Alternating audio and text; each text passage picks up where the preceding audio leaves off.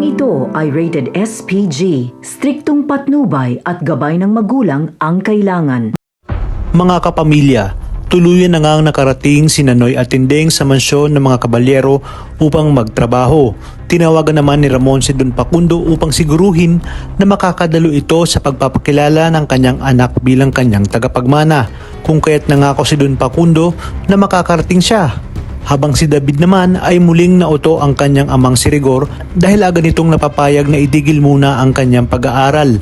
Muli din itong paninindigan kay Camille ang kanyang pagiging irresponsableng ama dahil hindi man lang nito masamahan si Camille upang magpa-check up.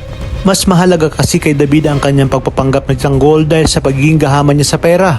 Sa kabilang banda, usap-usapan sa presinto ang pagiging palikero ni Rigor kung kaya't nagpatulong siya kay Lena na linawin sa kanyang mga katrabaho na wala silang relasyon at walang namamagitan sa kanila.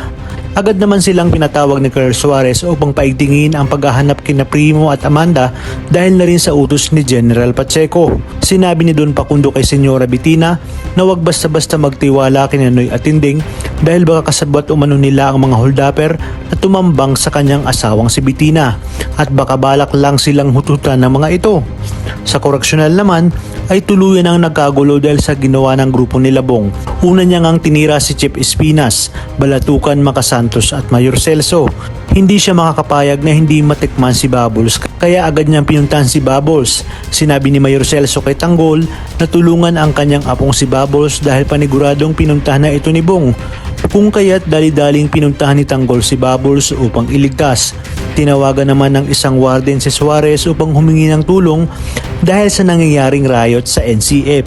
Kaya naman initasan ni Suarez ang kanyang mga kapulisan kasama si Rigor at Mando upang bumak up sa NCF. At ang mga dapat nga nating abangan ngayong Biyernes, sinabi ni David kay Olga na muntik na silang pumalpak dahil sa kapabayaan ni Olga. Sinabi ni David kay Olga na muntik na silang pumalpak dahil sa kapabayaan ni Olga.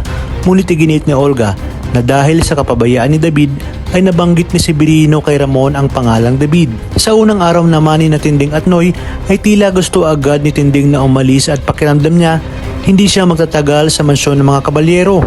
Dahil lang kaya't sinabi ni Noy na mas okay na umano yun kaysa naman bumalik sila sa Quiapo.